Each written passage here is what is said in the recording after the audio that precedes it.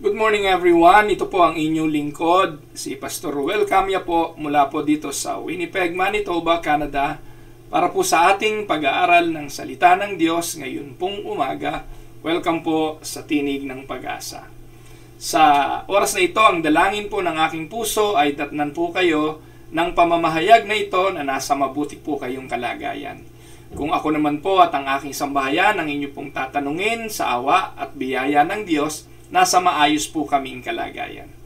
Sa araw pong ito, ang atin pong pag-aaralan ay pinamagatan ko pong Dangerous Times. Ayan, 2 Timothy chapter 3, 1-9.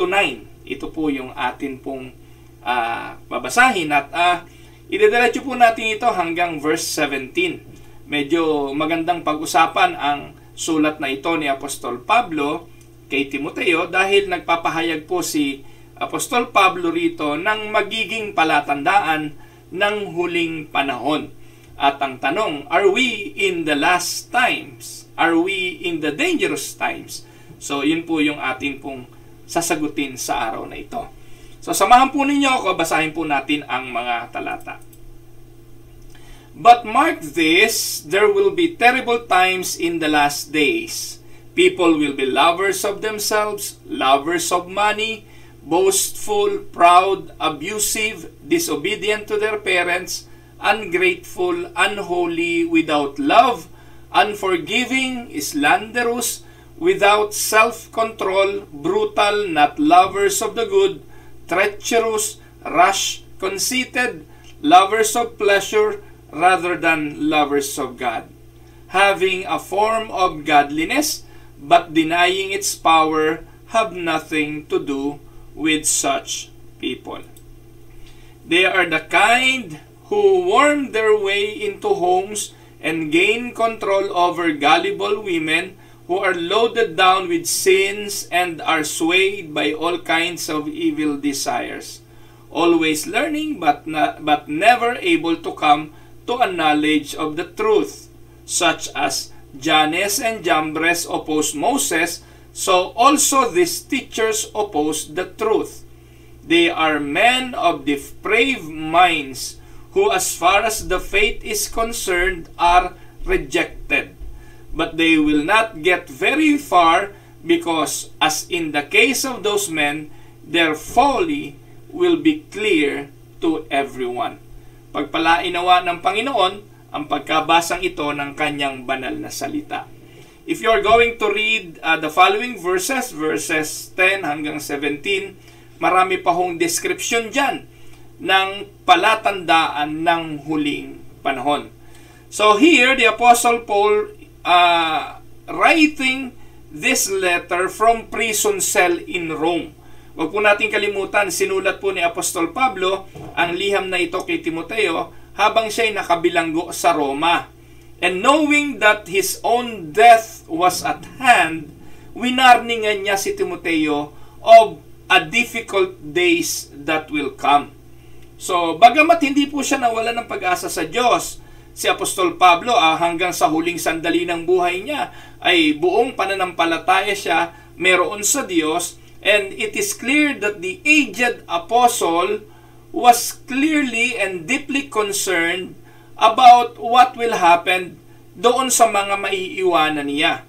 At concerned siya sa mga magiging sitwasyon sa darating na panahon. Sabi niya, hard times were coming, days of stress were just around the corner. So, if a man was not ready, if he didn't brace himself in advance, he might be washed away when things got really hot.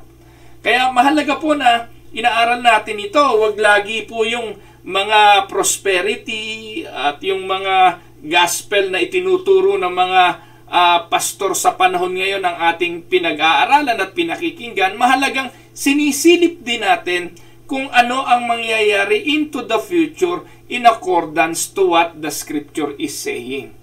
Sa verse 1 ng atin pong binasa, 2 Timothy chapter 3 verse 1, ay tumatalakay po ito sa isang kapahayagan ni Pablo at ang sabi po niya, mark this. So, ibig sabihin, pag sinabi pong mark this, kumbaga sa kalendaryo, tandaan nyo ito, bilugan nyo ito, o markahan nyo ito. Kumbaga, wag ninyo itong kakalimutan. There will be terrible times in the last days. So, yun po yung term na ginamit sa New International Version. Sa ibang version, sa American Standard, ang term na ginamit ay ito. But realize this, so iba yung mark, okay, sa NIV, mark this. Sa American Standard, but realize this. So, ibig sabihin parang nandito na kayo No, nandito na kayo, kailangan nyo na lang maintindihan. Kailangan nyo na lang ma-realize that in the last days, difficult times will come.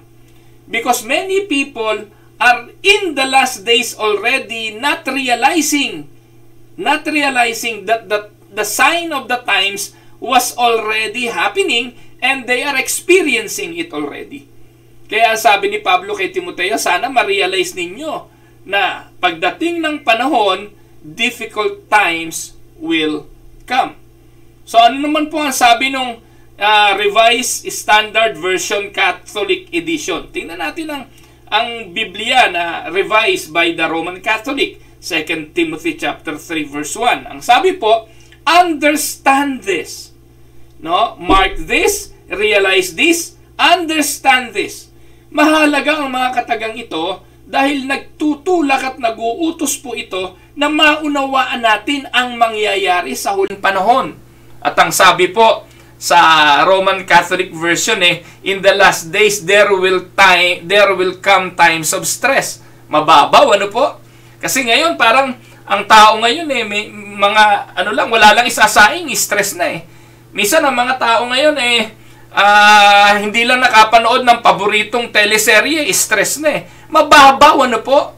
So, sa Roman Catholic translation, time will come na stressful. Ano po? The last days will be full of stress. So, tingnan din natin na sinasabi ng The Living Bible. Sabi po dyan sa Living Bible, you may as well know this too. You may as well know this too. Pwede ninyong malaman at sana malaman ninyo, sulat niya kay Timothy, that in the last day, it is going to be very difficult to be a Christian. Yan ang maganda sa Living Bible. Ano po? Binigyan ng emphasis na sa dulong bahagi ng panahon, napakahirap maging Kristiyano. Ayan. So, kung ano yung gusto yung version, iba't ibang version, pero ipinakikita po ang isang katotohanan na ang dulong panahon ay totoong mapanganib. Ang ginamit ko pong term ay dangerous. We are in a dangerous times. So, two questions will come to mind. Dalawang tanong. Una, what does Paul mean by the expression last days? Ano bang ibig sabihin noong last days? Alam niyo mga kapatid, yun ang una. Pangalawa, what will the last days be like? So, ang sabi po, dalawang tanong ang sasagutin natin dyan Anong ibig sabihin ni Apostol Pablo nung binanggit niya yung last days? At ano naman ang magiging itsura noong last days? Anong meron doon at anong aasahan? Alam niyo po yung phrase na last days, meron po yung at least 3 kahulugan. Ano po? Last days, 1, that phrase at least 3 meanings. It can be applied to the entire period between the first and the second coming of Christ. So, yung last days na binabanggit, pwede yang i-apply bilang yung unang pagdating ng Panginoon hanggang sa kanyang ikalawang pagparito. Mahaba yun, ho? Yung kanyang first, no? Yung kanyang first coming, yung kanyang kapanganakan mula noon, sabi nila, puno na yun ng kahirapan, puno na yun ng mga difficulties, hanggang sa ikalawang pagparito. Pwedeng i-apply na ganoon dahil iyon ang paniniwala ng iba and how they interpret the scripture. Yung iba naman, it also applies to the unique periods of spiritual testing that occurs at different times in different places. Pwedeng i-apply na ito yung iba't ibang panahon, depende sa karanasan ng iglesia o karanasan ng isang Kristiyano, pwedeng nandun ka ngayon sa time na ito na it is really perilous and dangerous, pero lilipas din ito. So, yun ang paniniwala ng iba. Pero, yung pinaka-common na paniniwala dun sa last days, ito raw yung few weeks, few months, or few years bago bumalik ang ating Panginoon. Before the Lord's return on His second coming, mababatbat ang huling linggo, huling buwan, o huling mga taon ng matinding kahirapan. At ito po yung pinaka-popular na paniniwala.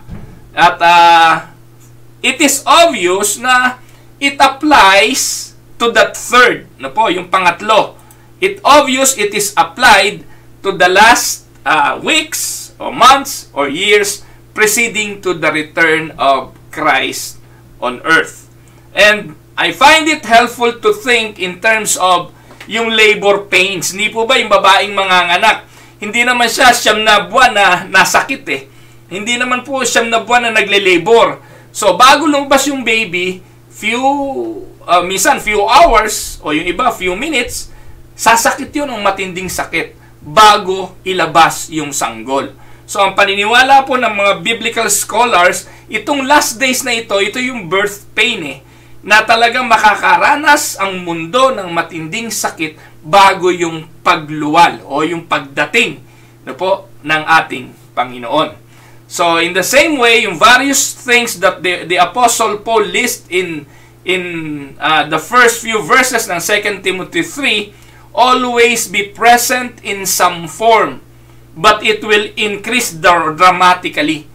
Po, meron naman pong binabanggit si Apostol Pablo na iba't ibang mga ugali, hindi po ba? Yes, nandun na naman yan sa mundo. Nararanasan na naman natin yan. Pero iba yung last days. Ang sabi ni Paul, it will increase drastically near the end of the age. Now, the question is, are we in the last days? Are we in the last days? So, no matter how you define it, kung ano man ang definition niyo ng last days, no po, the answer is yes, we are. No po? And we may indeed be living in the final days before the return of Christ to the earth. Kaya bilang mga mananampalataya, ina-anticipate na natin ito eh. We are waiting, any moment pwedeng dumating. No po? At itong pagdating ng Panginoon, darating siya parang magnanakaw eh. Unannounced. Hindi naman sasabihin, bukas ako darating. Para maghanda ka. Ano po? Hindi ganun eh. Walang magnanakaw na ganun. Na i-announce na, bukas nanakawan kita, mag-ready ka. Walang ganun. So, yung coming of Christ is often referred to or ginagamit na example yung thief in the night. Na he will come like a thief in the night. Na walang nakapaghahanda. Ngayon, alam natin yon, no? Sinagot natin yung tanong, are we in the last days? The answer is yes. Now, the second question, what will the last days be like? What will the last days be like? The word translated terrible. Yung word na terrible, yun po yung ginamit po ng NIV, terrible times. It occurs only in this New Testament passage. Ano po? Iisa lamang po binanggit yung terrible times. At ang reference po ng terrible times in the scripture ay matatagpuan sa Matthew chapter 8 verse 28. The word translated terrible occurs only here and one other place in the New Testament. Ibig sabihin, isa dyan sa aklat ng Timoteo, sulat ni Pablo kay Timoteo, and another in the book of Matthew 8:28. At ano po ito? It is in its other occurrence, lumitaw din po ito, and it refers to the two violent men who were possessed by demons in the region of Gadara. Naalala niyo po ba yan? Yung sa Matthew 8:28, na kung saan meron dalawang inaalihan ng masamang espiritu. Sabi po dyan, when he arrived at the other side in the country of the Gadarenes, two demon-possessed men coming out of the tombs met him. They were so extremely fierce and violent, that no one could pass by that way. So, they were wild, uncontrollable men who lived among the tomb. So, the particular Greek word used to describe them, to describe these men, ay kaparehas ng pagkagamit sa 2 Timothy chapter 3 verse 1. At ang pagkagamit, in the last days, will be fierce, violent, dangerous, and frightening. And here's another word we could use. In the last days, savage times will come as men cast off all moral restraints and society begins to disintegrate. Kung ikukumpara natin yung paglalarawan doon sa Matthew 8:28, na itong dalawang lalaking ito'y inaalihan ng masamang espiritu, uncontrollable, hindi na makontrol, darating yung panahon na sinasabi ni Pablo kay Timoteo, darating yung panahon na men will be uncontrollable. And because of that, society will begin to disintegrate. So, nakakalungkot, pero yun ang paglalarawan ng Bible. Darating daw yung panahon na ang mga tao magiging katulad doon sa Matthew 8:28 na inaalihan ng masamang espiritu, hindi na po sila makontrol. So the world will in turn be like what the scripture is saying by Paul to Timothy. Magiging uncontrollable. At makikita natin ito sa huling panahon. Paul warns Timothy, after I am gone, things are going to get worse before they get better. Kaya ang bili ni Pablo kay Timoteo ay, buckle up, Timothy. Terrible or dangerous times are coming. Yan ang sinasabi ni Apostol Pablo at ang sabi niya, markahan mo ito. Sa ibang version, understand this. O sa iba pa, pay attention to this. Don't be naive. Huwag ninyong isipin na ang mundong ito will be better. Huwag ninyong isipin na ang human behavior will be good. Wala pong sinabi sa Bible na ang mga tao babait ng babait. Wala pong sinabi sa Bible na ang mga tao magiging maibigin sa kanyang kapwa. Wala pong sinasabi doon na ang mga tao ay magiging harmonized into living together as ideal people of the Scripture. Walang ganon. Ang paalala ni Pablo is to brace ourselves because as we head to the end times, people will get worse. Sabi ni Pablo, don't be naive and think that everything is going to be okay. Kaya yung mga pangako ng mga prosperity preacher na habang nandito ka sa mundo, dahil ikaw ay nakipagkaisa kay Kristo, mapupuno ng biyaya ang buhay mo, magiging puno ka ng kaligayahan, walang hirap, walang dusa, walang sakit. Iyon po ay mga false promises na mga false prophet or false preachers. Wala pong katotohanan yon. Because the Apostle Paul, kung meron pong tayong pakikinggan, ay si Apostol Pablo na nagpaalala kay Timoteo at sinabi ni Pablo kung anong mangyayari sa future. Malabong-malabo sa mga pinagsasasabi ito ni Eddie Villanueva, ni Kiboloy, at ng mga pastor na bulaan na nangangako ng kung ano-anong gaganda, bubuti, gaganda pamahalaan. Gaano karami na pong pangako sinabi nila sa Pilipinas na ganito ang mangyayari sa Pilipinas, aasenso ang Pilipinas, pag sila nangaupo, sila ang naiboto. Gaano karami po itong mga pastor na ito'y katulad ng mga politikong nangangakong wala namang matutupad. And they are promising heaven on earth. Hindi po ganon. Ang sabi ni Pablo kay Timoteo, perilous times will come. Dangerous times will come. Ano bang ibig sabihin nun? Ano po? Perilous times described in the Bible. Ano ang description? Verses 1 to 5. It is a catalog of corruption. Makikita po natin yan, po, sa verses 1 to 5. The first 5 verses ng 2 Timothy chapter 3 offers a sovereign catalog of corruption. Ano po ang sabi diyan? Mark this, there will be terrible times in the last days. People will be lovers of themselves. Huwag na pong politiko ang tingnan ninyo, kasi sa politiko wala kayong makikita talagang katinuan eh. Talagang most of them, hindi ko naman nila lahat, pero marami pag nasa politika, lovers of themselves. Walang iisipin niya kundi yung kanilang sarili, yung kanilang pakinabang, kung anong makukuha nila, anong mapapakinabangan nila. Nakakalungkot. Pero magsimula po kayo sa barangay tanod hanggang sa maging konsihal ng barangay, hanggang sa maging kapitan. Makikita nyo po makikipagpatayan dahil sa posisyon.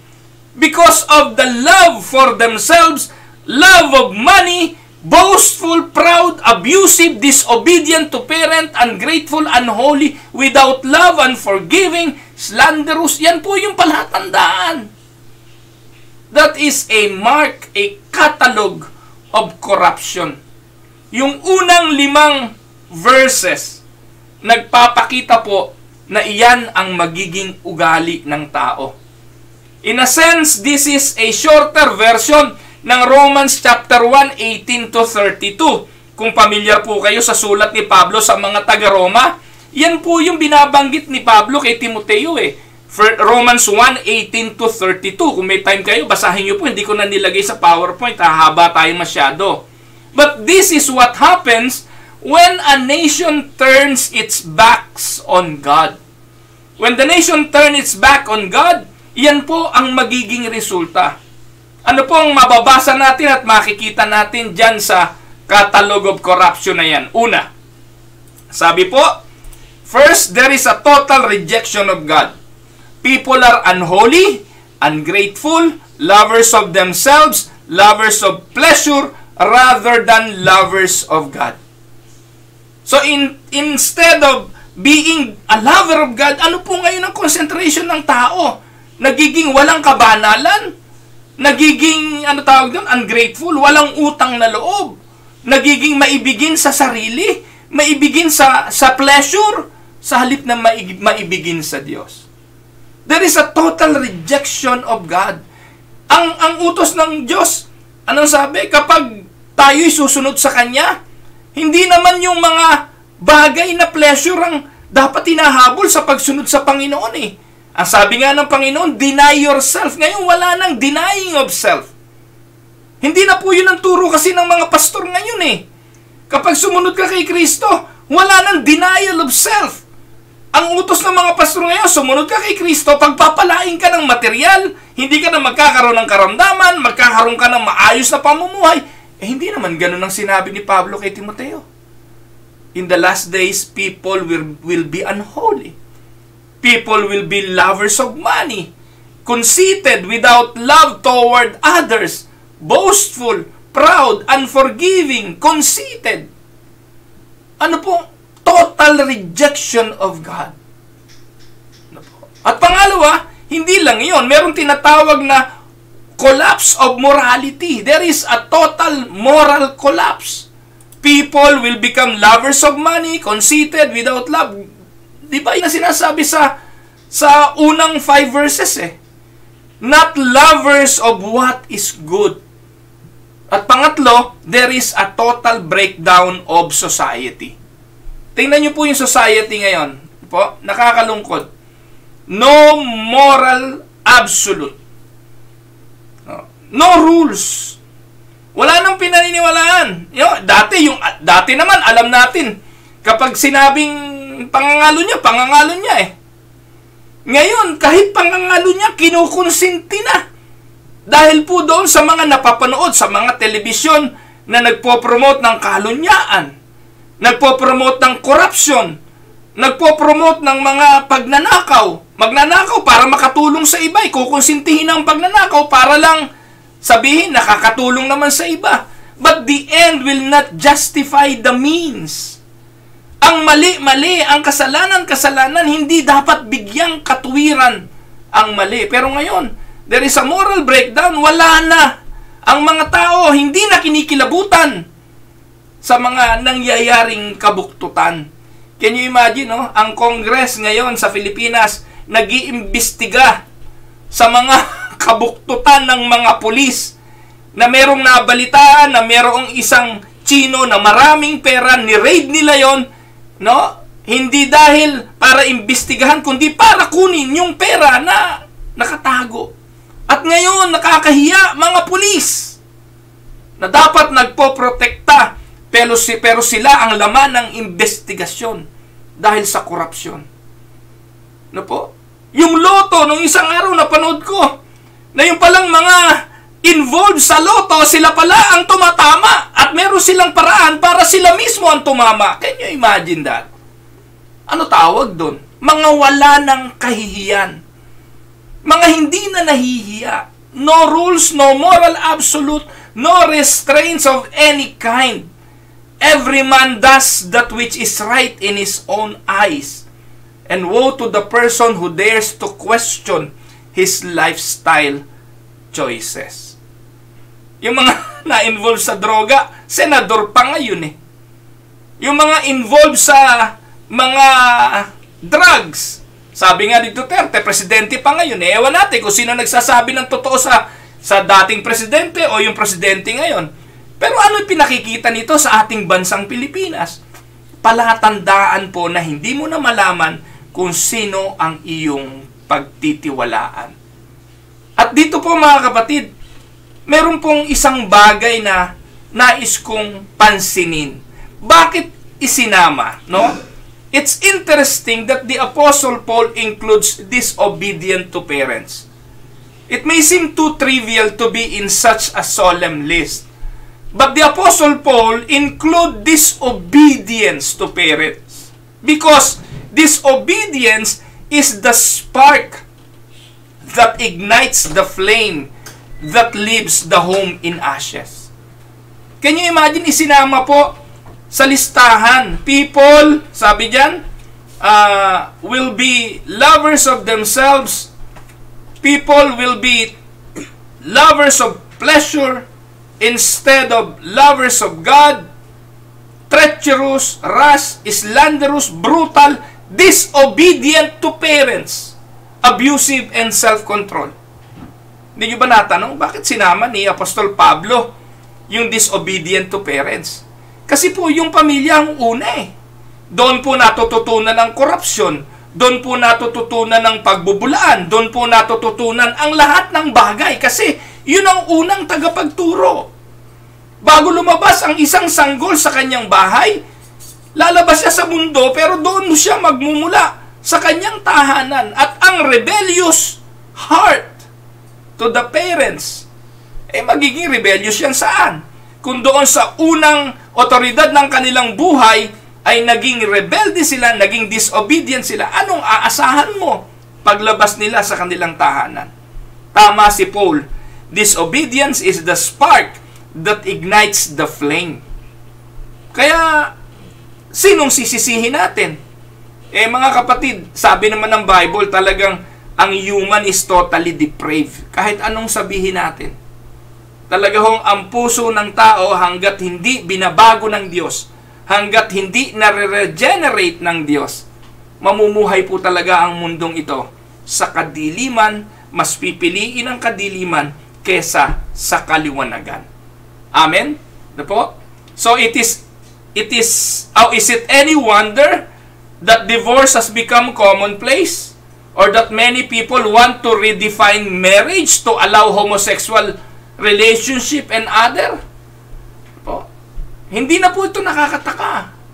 Na dati, alam naman natin, ang pag-aasawa between man and a woman. Ngayon po, hindi na. Man and a man. Woman and a woman. Ang malungkot po nito mga kapatid, pati ang simbahan nakikisali dito eh. Ang simbahan na dapat nagpoprotekta sa katotohanan, hindi na po tumitindig sa katotohanan, at ang paniniwala ng simbahan, there is no moral, kumbaga, hindi na po, wala ng truth, no po? Wala na pong mapangahawakang katotohanan, wala ng absolute truth. Wala ng moral absolutes. Ang katwiran yung moral sa'yo, maaaring hindi moral sa iba. Pero mga kapatid ko, ano sinabi ng Biblia na moral? Iyon po ang moral. Amen? Hindi ang opinyon ng kung sino man. Hindi ang opinyon ng kahit sinong namumuno, kundi kung ano ang opinyon ng sinasabi ng Bible. Malungkot, alam niyo po yung simbahan namin doon sa East, meron pong East Winnipeg Unida Christian Church. At yung mga kapatiran natin doon ay nagre-renta sa isang United Church. Ano po? United Church. Ang oras po ng pananambahan ng mga kapatid doon ay panghapon. Yung United Church, palibasa po, ilan-ilan na miyembro nun. Wala na pong 20 tao nagsisimba doon. Mas marami na po yung mga kapatiran nating nagsisimba sa hapon. Pero alam niyo po, sumulat po nitong pagpasok ng taon 2024. Sumulat po yung Gray United Church sa atin, sa Unida Christian Church of Canada, East Winnipeg. At ang laman ng liham, simula January, they will become gender inclusive. Ano pong ibig sabihin nun? Na magkakaroon na sila ng mga karatula, babaguhin na nila yung kanilang mga slogan, lalagyan na nila ng Rainbow Pride bilang pagpapakilala na ang United Church, hindi lang po dito sa Canada, kundi sa buong Amerika, na po, ay gender inclusive na. Tatanggapin na nila ang pagpasok ng mga homoseksual, ang pagpapakasal ng mga homoseksual, kasi na-approve na ito ng kanilang simbahan. Di lang yun, no po? Yung pong Presbyterian Church, alam nyo naman, mga kapatid, Presbyterian, reform po ang doctrine yan. Reform po ang paniniwala niyan pagdating sa pananampalataya. Pero bakit dumating doon sa punto na maging itong mga nasa reform side na ito? Tanggap na ngayon ang mga homoseksual na pastor. Tanggap na ang pagkakasal ng parehong lalaki at parehong babae. 2010 pa, approve na yon ng National Assembly ng PCUSA, yung Presbyterian Church of America. Nakakapangilabot mga kapatid, pero nasa na ang moral absolute? Wala na po. Kasi po, ang paniniwala ng iba, yung moral sa'yo, maaaring hindi moral sa akin. Pero hindi ganun ang sinasabi ng Bible. Ang malungkot, alam naman natin na ito yung sinasabi ni Apostol Pablo kay Timoteo na magiging palatandaan ng huling panahon. In the light of Bible prophecy, we should expect that as we approach the end times, all these things will increase in intensity and frequency. And ang tanong nyo siguro, anong desisyon nyo, Bishop Ruel, doon sa gawain ng East Winnipeg? Sa ngayon, hanggat walang nakapaskil na pride o kandilang iba-iba kulay, kasi po gano'n, rainbow color candle, no po? Mananatili po kami doon. At ang sabi ko sa Pastor Ronwell, yung council ng church doon, walang problema, manatili kayo dyan hanggat wala naman silang ginagawang hakbang. Pero nung Sunday, napansin na po nila, they are started posting campaign na yung mga hindi inclusive, yung mga church na hindi gender inclusive, sila ay mga hindi makatao, at yung mga hindi gender inclusive ay mga racist o mga hindi makatuwiran sa harapan ng Diyos. Lumalabas na kung sino pa yung naninindigan sa katotohanan, sila pa ngayon yung masama, na parang itinataboy na ang ating simbahan palabas ng kanilang building. So I ask Pastor Ronwell na maghanap na kayo ng malilipatan ninyo, dahil wala tayong magagawa. Kanila yan, they can do whatever they want, at iyan ang palatandaan ng huling panahon. Talaga hong people will be lovers of themselves. Kung anong maisipan, iyon ang kanilang gagawin. At makikita rin po natin yung tinatawag na rise of the religious rebels. Ibig pong sabihin, hindi lamang yung kasamaan makikita mo sa politika, hindi lamang sa mundo. Makikita po natin to na nangyayari sa loob ng simbahan. Ayon sa verse 5, 2 Timothy 3:5, having a form of godliness, but denying its power. Ano po yan? Having a form of godliness. Ibig sabihin, mukhang meron silang kabanalan. Mahilig sila sa relihiyon. Sila ay sinagsasabing makadiyos, pero walang kapangyarihan ito. The word form means something like having the outward appearance of godliness. Sa panlabas, mukha silang makadiyos, Pag nagsasalita, mukha silang makadiyos. Sa pamumuhay, mukha silang makadiyos, pero sa totoo, hindi sila makadiyos.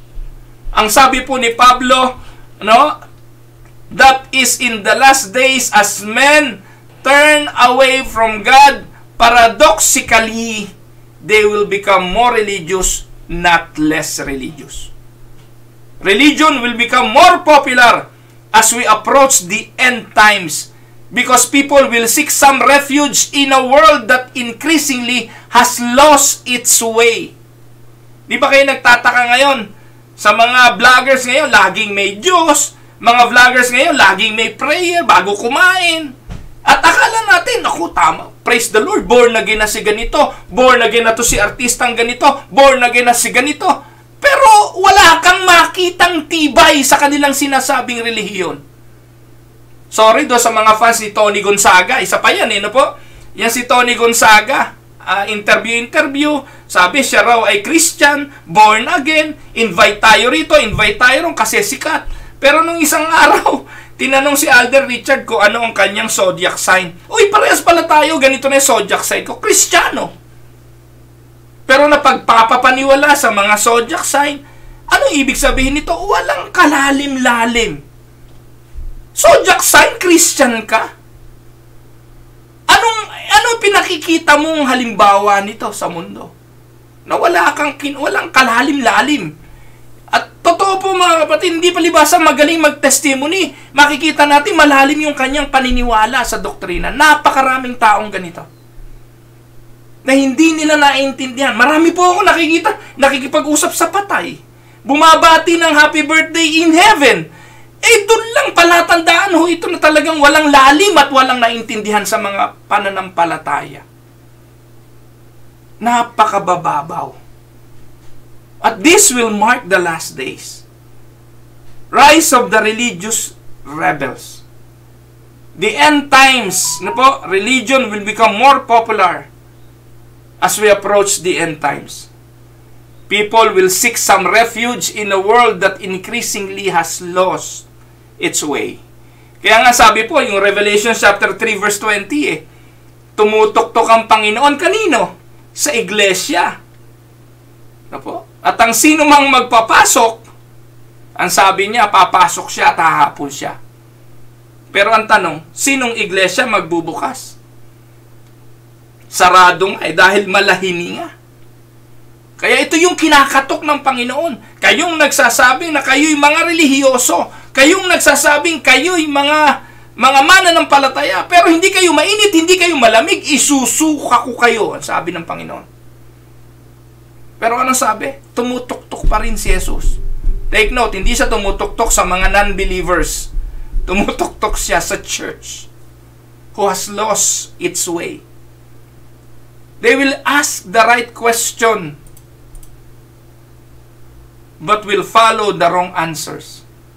It will be religion for religion's sake, not religion for the sake of knowing Christ. Amen? They will join the church. They will be baptized. They will attend the services. They will sing, pray, and give and go through the motion, but their hearts will not be in it. Yan ang palatandaan ng huling panahon. They will deny the very power they profess to believe. In particular, they will embrace a kind of postmodern religion. Halo-halong relihiyon. Iyon yung postmodern religion eh. Tanggap lahat ng relihiyon. Ngayon, may naniniwala, baka raw si Jesus alien. No? Yung alien ay yung mga anghel, mga alien. At pagbalik ng Panginoon Jesucristo, naka-spaceship galing sa ibang planeta. Yan ang mga teaching ngayon. Pinaghalo-halong mga kalamay. Ano po? And people will believe anything. They will endorse anything. They live any way they choose as long as it makes them happy. They will say things like, we don't need to be bound by the outdated rules of the Bible. Hindi na dapat pinag-aaralan yung mga doktrinang yan, paso na yan. Dapat ngayon, namumuhay na lang tayo ng masaya. Dapat ngayon, nagpupuri na lang tayo, kumakanta-kanta na lang tayo. ay every Sunday, mag-enjoy na lang tayo sa fellowship. Huwag na nating intindihin niyo mga pinagtututuro ni Pastor Ruel. Ililigaw lang kayo niyan. Pero tandaan niyo po mga kapatid, pag mali ang pinaniniwalaan ninyo, mali ang lahat. Walang silbi ang lahat. Kahit gaano ka kasincere sa mali, you will become sincerely wrong. Amen? So, ano ang sabi ni Apostol Pablo? 2 Timothy 3:5, having a form of godliness, but denying its power, have nothing to do with such people. Huwag po kayong makisalo doon. Huwag kayong makisali doon sa mga lundagan lang ng lundagan, linggo-linggo, ganun lang, walang pagtuturo ng malalim na katuroan ng Scripture. Have nothing to do with such people. May relihiyon sila, pero walang kapangyarihan ng relihiyon yon. Dahil puro lang yun emosyon. No po? It also judgmental, narrow-minded, rude, unkind, unfair in the eyes of many people. And a host of other things that are not politically correct. No? So, ang sinasabi po ni Apostol Pablo, have nothing to do with such people. Ang isa pa hong palatandaan, hindi lang po yung rise of the religious rebels, binabanggit din po ni Apostol Pablo na there will be rise of the false teachers. Verses 6 to 9. They are the kind who worm their way into homes and gain control over gullible women who are loaded down with sins and are swayed by all kinds of evil desires.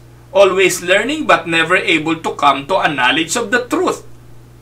Katulad daw ni Jannes, ni Jambres, na lumaban kay Moses, ganun din daw ang mga false teacher na ito, they will oppose the truth. Yung pong verses 6 to 9, ang palatandaan, description ng false teachers. Ano-ano ang palatandaan? Una, they oppose or they prey on weak people. That is the first. They are the kind who worm their way into homes, gain control over the weak-willed women who are loaded down with sins and are swayed by all kinds of evil desires. Ang palatandaan, they are always learning but never able to acknowledge the truth. Yan ang unang description. They prey on weak people. Pinagsasamantalahan yung mga tao, yung pagiging gullible ng mga tao. Pinagsasamantalahan sa pangako na magbigay ka, you will receive, siksik, liglig, umaapaw. Magbigay ka ng 10,000, ng 1,000, babalik niyan 10,000. Mga pangako na pag ikaw'y pinag-pray over, gagaling ka. They prey on weak people. Yun naman mga tao na mahina, walang nalalaman, wala na makapitan, ang huli po nilang pangahawakan nga yung pangako ng relihiyon. Katulad ng pangako ng mga espiritista at ng mga albularyo na kapag pumunta ka sa kanila, may pag-asang gagaling ka. Walang kaibahan itong mga false pastors na ito. Itong mga false teachers na ito. Na pumasok ka sa kanilang samahan, pumasok ka sa kanilang relihiyon, kapag naipadalangin ka ng pastor nila, may himala. Kaya yung mga simbahan ngayon na nagpa-practice pa nitong mga himala na ito, yung mga speaking in tongues, sa mga miraculous healings na iyon, puro yan bulaan. Hindi po yan katotohanan. At ang sabi ng Panginoon sa Matthew 7:22, pagdating ng araw, sasabihin ko sa inyo, mangagsilayo kayo sa akin, mapaggawa ng mga katampalasanan, hindi ko kayo nakikilala. Amen? Yung Greek term na ginamit for weak-willed women can also be translated something like silly or unstable women. It certainly does not describe all women, but rather certain class of women. Yung mga weak, unstable, yung mga gullible, yung kahit ano pinaniniwalaan, yung kahit na ano, narinig lang, gagawin na. Ang sabi po ni Apostol Pablo sa mga tunay na mananampalataya, sa aklat ng mga gawa, magsitulad tayo sa mga taga-Berea. Hindi basta-basta naniniwala, hindi basta-basta naloloko. Tandaan nyo, hindi lahat ng tao na scam. Hindi lahat ng tao na i-scam. Sino ang madalas na i-scam? Yung may mga naniwala sa pangako. Kaya pag ang relihiyon, ang pangako ay kung ano-anong material na bagay, lumayas kayo dyan. Ang pangako ng Panginoong Hesukristo, buhay na walang hanggan. Hindi dito sa lupa, kundi sa buhay na walang hanggan. Pero most of the churches, most of the pastors, especially the false preachers, ang pangako sa buhay na ito. Sumunod ka kay Kristo, asenso buhay mo, maayos ang relationship mong mag-asawa, titino ang mga anak mo, yung negosyo mo pagpapala, hindi ka magkukulang, asenso buhay mo. Mga kapatid, walang garantiya yon. At lahat ng yon ay false promises, gagamit ng mga scripture, Jeremiah 29:11, di po ba? Hindi po sa inyo ang pangakong yon. Pangako yun sa Israel, at yung mga pinangako ang nakarinig nun, nagkamatay lahat, hindi nila naranasan yon. Tapos sasabihin mo, sa iyo yun. Mali. Nabola lang kayo ng mga huwad na gurong ito. At sino ang kanilang unang naluloko? Mga weak people. Weak saan? Weak sa katawan? No. Weak sa paniniwala, weak sa doktrina, weak sa salita ng Diyos sa Bible. Amen? So, pangalawa, these false teachers are nothing new. Itong mga bulaang guro na to, hindi to bago. Kasi may binabanggit na si Apostol Pablong pangalan, si Jannes at si Jambres sa verse 8. And Paul is referring to the Jewish tradition that named these two men as the leaders of whom? The Egyptian magician. Naalala niyo po ba? Noong mga panahon na si Moses sumarap kay Paraon, na gumawa siya ng himala sa pamamagitan ng tungkod na bigay ng Diyos. Di ba? Meron din dalawang magician doon. Si Jannes yun at saka si Jambres. Kung ano yung ginagawa ni Moses na himala ng Diyos, kina-counterfeit ng mga bulaang propetang ito. By counterfeiting or duplicating some of the early plagues. For instance, when Moses turned the rivers into blood and called forth the plagues of the frogs, the magician did the same things. And this suggests to me that in the last days, there will be some spiritual leaders who are so in touch with demons that they will somehow counterfeit or duplicate the miracles of God, and millions will believe in their deception. Kaya mag-ingat kayo mga kapatid. Kasi po, maaaring lumitaw ang mga ganyang tagapagturo sa huling panahon. Lilitaw ang mga nagsasabing gumagawa ng himala. Ano po? Na iduduplicate ang mga nagawa ng ating Panginoon. Pero ang paalala ni Pablo, mag-ingat kayo. No? These false teachers are nothing new. Noon pa man meron na, pero in the last days, mas dadami ito. Perhaps it is no coincidence that the Apostle Paul used the word terrible times that was only used elsewhere in the Bible, kundi sa Matthew 8:28 lang, palatandaan na ang mga tao will be demonized, will be demon-possessed. There will be an outbreak of demonism in the last days, leading up to the return of the Lord Jesus Christ. Hindi po yun katakataka. Pangatlo, itong mga false teachers na ito, their success will be limited and temporary. Kung namamayagpag man ngayon yung mga prosperity preachers na yan, kung sila ang nasusunod, yung mga G12 na yan, kung sila man ang pinakasikat, pinakamarami, hindi po yan magtatagal. Their success will be limited and temporary. They won't be around forever because God will make it clear whose side He is on. Just as the waters that parted for Moses also drowned the Egyptian army, even so the hand of God that saves His children will come down in crushing judgment on these false teachers. Limitado lang ang panahon ng mga bulaang yan. Ang Diyos ang nagsabi, pagdating ng kanyang pagparito, sasabihin niya, magsilayo kayo sa akin, hindi ko kayo mga nakikilala. At yung mga napaniwala na mga bulaang guru na yan, pagdating ng araw, lahat sila ay mapapaya. At i-reveal naman, ngayon naman nare-reveal na sa panahon natin eh. Yung mga napangakuan, baka umaasa pa rin kayo ng pangako. Yung nahiwalayan ka ng asawa mo, nagloko yung asawa mo, pumunta ka doon sa fellowship, pinatungan ka ng kamay, at ang sabi ng pastor, pagpe-pray over, babalik yung asawa mo in Jesus' name. Malapit ka ng kunin ng Lord, wala pa rin bumabalik. Pero naniniwala ka pa rin doon sa sinabi ng pastor mo.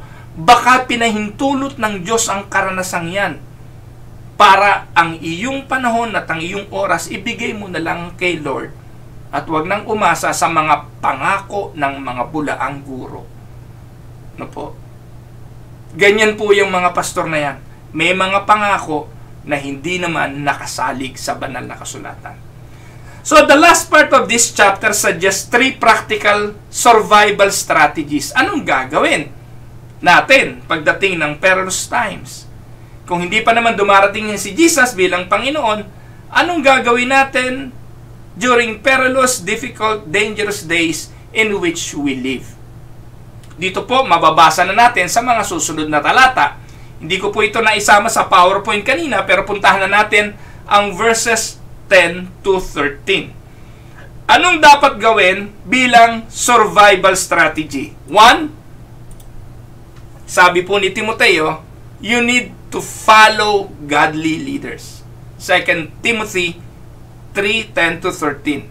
You, however, know all about my teaching, my way of life, my purpose, faith, patience, love, endurance, persecution, sufferings, that kinds of things happened to me in Antioch, Iconium, and Lystra. The persecutions I endured, yet the Lord rescued me from all of them. In fact, everyone who wants to live a godly life in Christ Jesus will be persecuted, while evildoers and impostors will go from bad to worse, deceiving and being deceived. So, ano pong pinapaalala sa atin ni Apostol Pablo para tayo magtagumpay sa dangerous times na katulad nito? Una, sabi niya, follow godly leaders. You, however, know all about my teachings, my way of life, my purpose, my faith, my patience, my love, my endurance. Sabi ni Pablo, sundan nyo ito. Ano po? If we follow the ungodly, ano po? We will become like the ungodly. This principle is basic. Based on the truth that we become like the people we associate with. Yan ang basic principle Nagiging kamukha tayo ng taong ating pinakikinggan. Nagiging kahawig tayo ng taong ating sinusunod at pinaniniwalaan. Kaya, ano pong makikita natin? If you follow the ungodly, you will become like the ungodly. Kapag sumusunod ka sa walang kaalaman, ano matututunan mo? Kapag susunod ka lang doon sa puro emosyon, emotional ka rin. Kaya yung pastor, kapag emotional lahat ang miyembro Kapag puro iyakan lang na iyakan ng simbahan. Pag puro lundagan. Kaya importante kung sino ang iyong sinusundan. If you follow the arrogant, you will likely to become arrogant. If you follow those who follow Jesus, we are more likely to become more like Jesus ourselves. Amen? So in this case, Paul uses himself as an example and says in effect, follow me as I follow Christ. Ito po yung mga marka ng mga godly people na kailangan nating sundan. Meron pong mga palatandaan sa Biblia ng mga taong dapat nating gayahin. At si Apostol Pablo, nagbigay po ng mga katangiang ito. These are the marks of the godly people we should follow. 1, they have nothing to hide. You know their way of life. Ang sabi ni Pablo, you know me. No? You know me. Alam niyo ako. Kilala ninyo ako. You know my teaching. You know my faith. So they have nothing to hide. You know their way of life. Pangalawa, they teach the truth. You know their doctrine. Kailangan, naalala ko po si kapatid na Jesse Pineda. Siya po ay isang kapatid mula po sa Humboldt, Saskatchewan. Nung narinig naman po niya ang tinig ng pag-asa na nagtuturo tayo ng mga doctrine, isa raw po sa natanong niya sa pastor niya, Pastor, ano po ba ang ating stand? Tayo po ba'y Arminian o tayo ay Calvinist?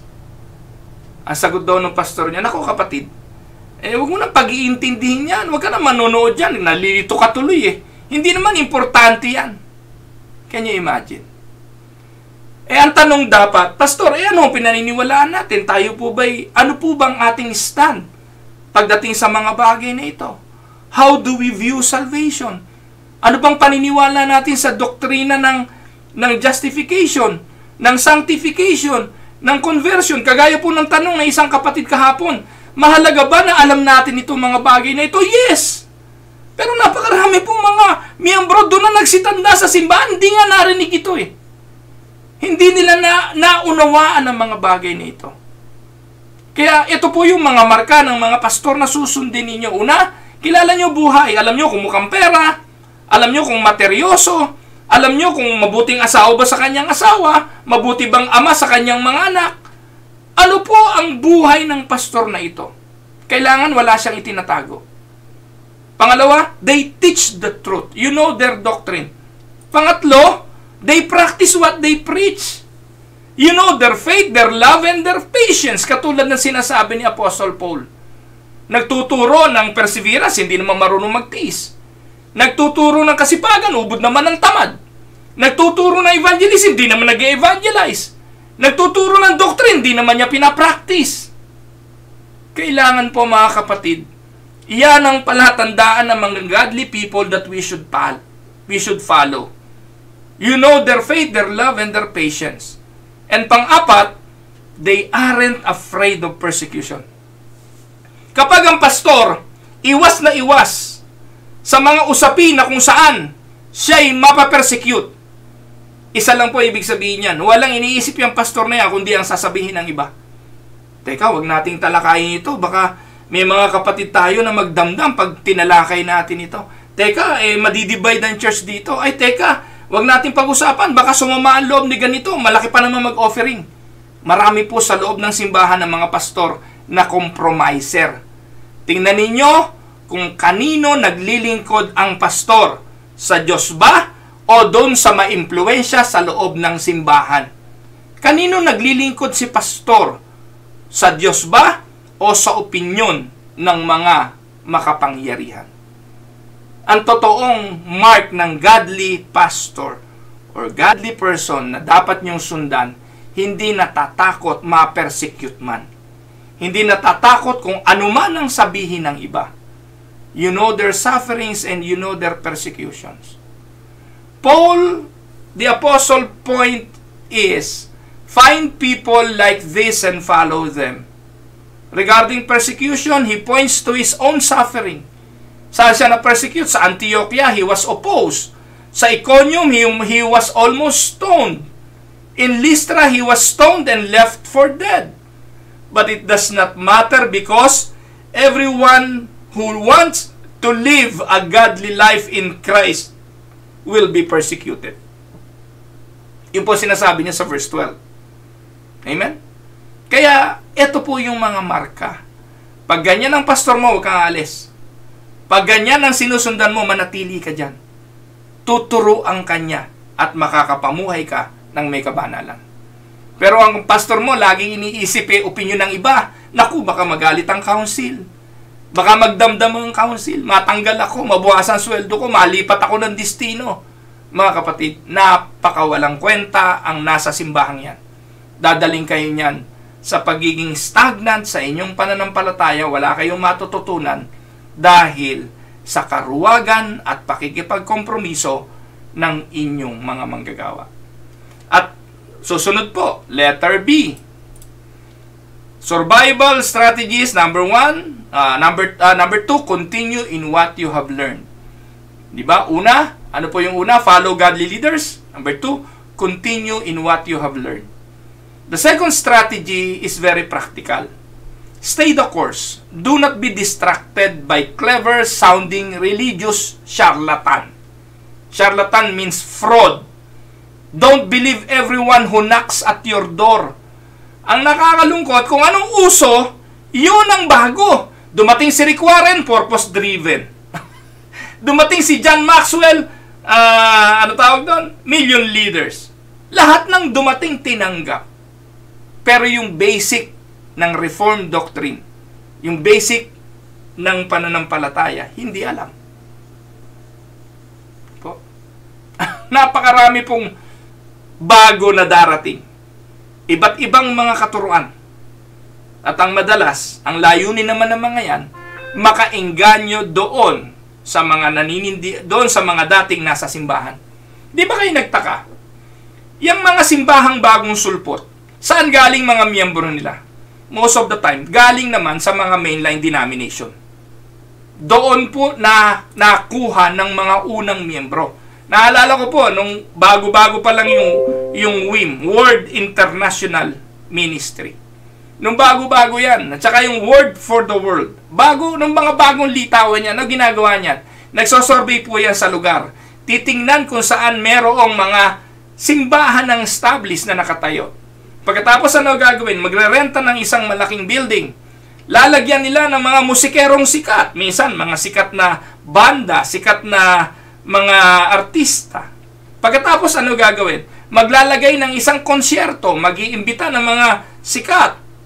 Magko-concert. Sino iimbitahan? Iimbitahan ngayon yung mga simbahang nakapaligid. Pagkatapos sasabihin, every Sunday po, in-invite po namin kayo sa hapon. No, you can come to us in the afternoon. Kasi, yung pananambahan ng mga simbahan, umaga. So, ang gagawin itong simbahang bagong sulpot, sa hapon po sila mag-iimbita. Itong mga miyembro mong gullible, dahil maganda, yung banda roon artista Mga dating rock band na born again. Punta tayo, total, wala naman tayong gawain sa hapon, pumunta tayo ron. So, sa una, ganun, papunta-punta, pasulpot-sulpot. Kalaunan, aalis na rin yan sa iyo. Nahuli ng mga relihiyong ito. Bakit? Kasi wala namang tinitindigan Wala namang doktrinang malinaw. Kaya madadala ng mga emosyonal, ng mga bagong turo, ng mga bagong nakakainggan yung testimonya ng mga artista, mga sikat, kaya natatangay. Kadalasan at marami po, ganun ang nangyari. Pero mga kapatid, kung nabigyan mo ng malalim na katuruan, alam nila na nasa tamang pagtuturo sila, kahit sino pong Poncio Pilato maglitawan dyan, hindi po sila lilipat. Kung lumipat man sila, hahanapin nila ang kaparehas mo na turo. Yung kaparehas ng paniniwala mo. At marahil lilipat lang sila dahil malayo na yung lugar mo o talagang wala na silang capacity to go to your place. Kaya survival strategy sa panahon ngayon na kung saan delikado na, manatili kayo sa inyong pagtuturo at kung anong natutunan, manatili at ipagpatuloy ninyo. Amen? So, kaya ang inyong lingkod, wala na po kami ginawa kundi magturo na magturo. Araw-araw, may doctrinal class pa po kami every other week. Sa verse 14, sabi ni Paul, he reminds Timothy that the Word of God gives confidence in the days of difficulty. Tanging ang salita lang ng Diyos ang magbibigay ng angkla para magtagumpay sa mga hirap ng buhay. It steadies the soul by giving us the absolute standard for truth. So Timothy is to remember both what he has learned and also who taught him the truth. Kaya dalawang bagay yan, follow godly leaders. Second, continue in what you learn from the godly leader. By the words that are written down, which is the Holy Scripture, by the wisdom in the written word, able to make you wise, by the gospel, the words reveal, wise for salvation, and by the faith the gospel produce through Christ Jesus. 2 Timothy 3:14-15, but as for you, continue in what you have learned and have become convinced of, because you know those from whom you learned it, and how from infancy you have known the Holy Scriptures, which are able to make you wise for salvation through faith in Jesus Christ. The Holy Scripture able to make you wise for salvation through faith in Christ Jesus. Paano daw? Ano po? Paano daw ang salita ng Diyos ay nakapagliligtas? The Word of God save us. How? By the words that are written down. By the wisdom in the written words. By the gospel, the word reveals. By the faith, the gospel produce. Everything we need to know about going to heaven can be found in the Bible. Kaya huwag kayong magpabola. Nothing is missing and nothing needs to be added. The Bible is an encyclopedia that covers every possible topic in the universe. But it does tell us everything we need to know about the most important thing in the world. How to know God. The truth of the Word of God can save you, forgive you, justify you, sanctify you, purify you, transform you. And one day it will take you all the way home to heaven for eternity. Everything we need to know about life with God can be found in the pages of the Scripture.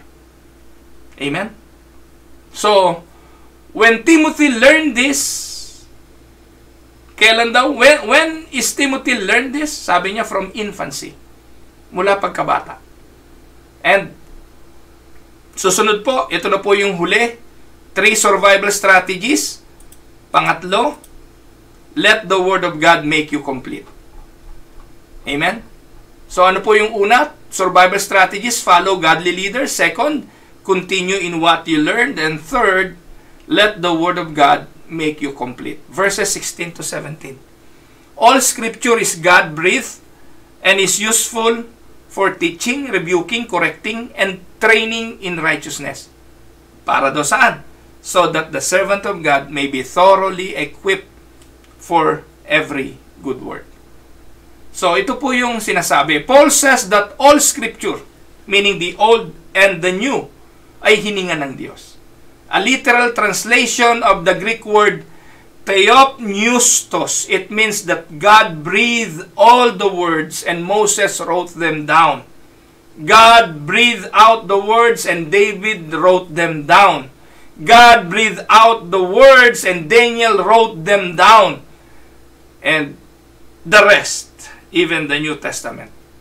God breathed the word. Paul, Matthew, Mark, Luke, John, Paul, and all the other writers of the Bible wrote them down. Because the Bible comes directly from God, it equips us to do every good word. Yan po, good word. Yan po ang sinasabi. So, do you want to know God's will? Study the Bible. Do you want to fulfill your mission in life? Study the Bible. Do you want to know what God wants you to do? Study the Bible. Do you want to live a better life? Study the Bible. Do you want freedom from sin? Study the Bible. Do you want God? Do you want your life to be pleasing to God? Then study the Bible. It will tell you everything you need to know. Sabi po ni Apostol Pablo, God's Word tells us that the Apostle Paul tells us that God's Word tells us what is right.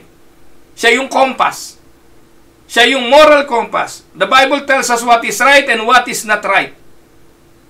Ito po yung atin pong magiging panuntunan. Kaya, this is the Apostle Paul's final answer to the terrible times that are coming in the last days. Know the Word, read the Word, obey the Word. Tandaan ninyo, we will never outgrow the Bible. If we stand back and look at the passage as a whole, we can summarize it in a few statements. The Word will get worse. Don't be surprised. Tough times are coming. Don't be discouraged. It is easier to stand strong if you don't stand alone. Attend churches. Huwag pabayaan ang pagtitipon. Be in a community of believers. Believers who build their lives on the Bible may be persecuted, but they will never be defeated. Tandaan ninyo, yung ministeryo in the last days will be tough business.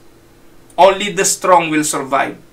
But God given us 2 advantages. One, He has told us what will happen, and He has told us what to do. Sana po nakatulong sa bawat isa sa atin ang pag-aaral na ito. Build your life on the Word of God and you will be able to survive the coming hard times. Tandaan ninyo, hindi pa buti ang buhay. Hindi pa buti ang mundo. Ang sabi, perilous times, dangerous times, stressful times will come. mark this. And as a practical matter, there are some questions we should ask ourselves as we think about this passage. 1. How am I building God's Word into my life? Kung ang salita ng Diyos ang tugon at sagot sa aking pamumuhay Kristiyano, gaano kahalaga sa akin ang Biblia?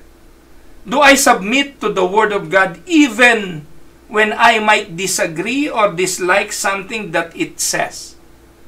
And third, am I willing to run all my opinions through the grid of the Holy Scriptures?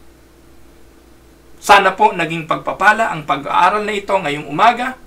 Ito po ang inyong lingkod, si Pastor Ruel Camia po, mula po dito sa Winnipeg, Manitoba, Canada, para po sa ating pag-aaral ng salita ng Diyos dito po sa Tinig ng Pag-asa. God bless everyone.